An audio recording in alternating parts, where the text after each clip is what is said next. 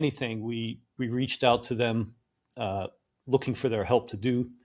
As the U.S., they always had our back, and they were always willing to work with us and listen to us, because they saw us really as their number one strategic partner. I would say even before NATO, before other European partners, they valued their relationship with the U.S. above all else, and that's what makes this, in my mind, an even more bitter situation. When we're talking about bitter, we're talking about the relationship because of Greenland, which of course occurred Yes. because of the opening of sea lanes with the melting Arctic ice due to what? Climate change that this administration wants to deny. It calls the biggest sham ever. Yet at the same time, we're having to refocus our strategic partnerships in the Arctic region because of the fact that sea lanes have opened up. So that's the prelude going into Greenland. It's all yours. Yes, definitely. When I was there from 2016 to 2019, it became very apparent that sea lanes were opening up in the Arctic. Our peer competitors, Russia and China, were very cognizant of this as well. As we all know, the majority of the world's commerce moves by sea. And the opening of sea lanes in the Arctic means a lot of that commerce can move much quicker. A lot less fuel is used. So a lot of competition started to focus up there in the Arctic. And because of that, we started to see a lot of influence operations, especially by China in the Greenland, in the Greenland area. So what did that mean? We started to see the Chinese looking at buying property in Greenland. As soon as we would see that, and the Danes, of course, very aware of what goes on in Greenland. Though it is an autonomous, governed territory of theirs, they are very much still in charge of foreign policy and security for Greenland, and they're very good at it.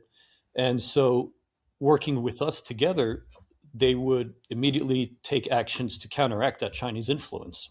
So there was never any danger there of the Danes not being able to have their influence and make sure the Chinese were not gaining influence there. That's an important point I want to make. Right. So, um, so that was something that we were very much working on. We started to, as the U.S., work closer with Greenland on that, and based on that, we started to, as the U.S., we looked to open a consulate there. We said, hey, we need to be working with Denmark at improving ties with Greenland. We saw that the potential that this is going to be a part of the world that is going to increase in importance, and let's make the focus on that, and let's put effort towards that. Let's invest more in Greenland. Let's work together with the Danes and the Greenlandic people, the Inuit themselves, on helping with security ties. We already have a large base, Thule Air Force Base, up in the north of Greenland, which the Danes and the Inuit are happy to continue that relationship with us. It's nothing we had to force on them, and so we Quite the opposite, right? It's right. actually quite the opposite. I mean, when I speak to people in Denmark and the government in Denmark, they're of the opinion, what the heck are you doing? We've given you, we'll give you guys anything that you want. We want you to be here. It would help our economy if you're here. We understand the safety. We're with you on this, right? I Yes, mean, this isn't exactly. anything that we had to twist arms to get. No, and that's the whole point. The Danes and the Inuit themselves, the Greenlanders, there's no need to own or to control anything there. There is no need for any of this. They wanted to work with us. They've always wanted to work with us, and they've always seen us as their main partner. And that's what makes all of this so confusing.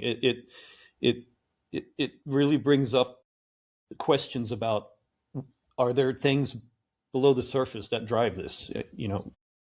We don't know. I mean, we really don't know. I mean, are there things that are going on in the administration or within our government that that are below the surface that have other reasons or subtext to this. Yeah,